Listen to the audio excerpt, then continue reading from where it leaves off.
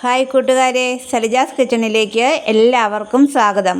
നമ്മളിന്നിവിടെ റെഡിയാക്കുന്നത് healthy ആയൊരു evening സ്നാക്കാണ്. ആവിയിൽ വേവിച്ചെടുക്കുന്ന വളരെ ടേസ്റ്റി ആയിട്ടൊരു ഈവനിങ് സ്നാക്ക്. നമ്മുടെ ഈ സ്നാക്ക് റെഡിയാക്കുന്നത് ഗോതമ്പ് പൊടി വെച്ചിട്ടാണ്. അതിനായി 1/4 കിലോ ഗോതമ്പ് പൊടി എടുത്ത് വെച്ചിട്ടുണ്ട്. ഇനി അതിലേക്ക് ഒരു 100 ഗ്രാം പഞ്ചസാരയും കൂടെ ചേർത്ത് കൊടുക്കണം. ഇനി അതിലേക്ക് മധുരം ഒന്ന് ബാലൻസ് ചെയ്തതിന് ഒരു നുള്ളു ഉപ്പ് ചേർത്ത് കൊടുക്കാം. ഒരു 1/4 ടീസ്പൂൺ ഏലക്കാപ്പൊടിയും കൂടി ചേർത്ത് കൊടുത്ത് നമുക്കൊന്ന് മിക്സ് ചെയ്യണം.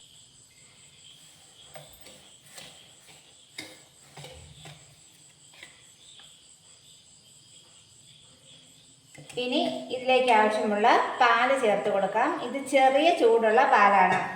ഇതിന് പ്രത്യേകിച്ച് അളവൊന്നുമില്ല. ഒരു ദോശമാവിൻ്റെ പരുവത്തിൽ ആവുന്നിടം വരെ നമുക്കിത് മിക്സ് ചെയ്ത് കൊടുക്കണം.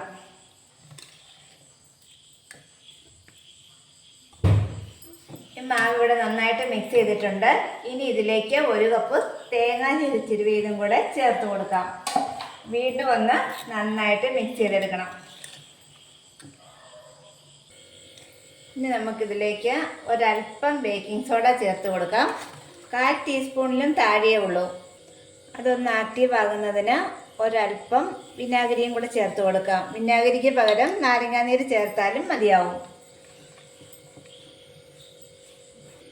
ഇനി ഈ സ്നാക്ക് നമുക്കൊന്ന് ആവി കയറ്റിയെടുക്കാനായി ഒരു കേക്ക് ടിന്നിലേക്ക് മാറ്റിയിട്ടുണ്ട്. ഇതിലൊരല്പം നെയ്യ് തൂത്തിട്ടുണ്ട്.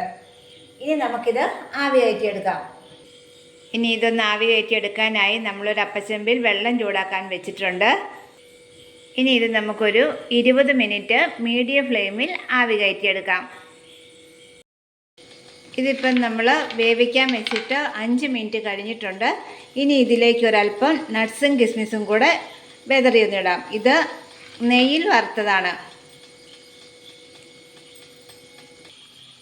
ഇനി ഇത് നമുക്ക് ബാക്കിയും കൂടി ഒന്ന് വേവിച്ചെടുക്കാം.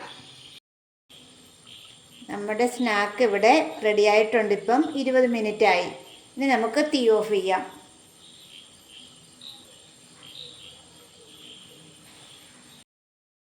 നമ്മുടെ സ്നാക്ക് ഇവിടെ നന്നായിട്ട് തണുത്ത് വന്നിട്ടുണ്ട്.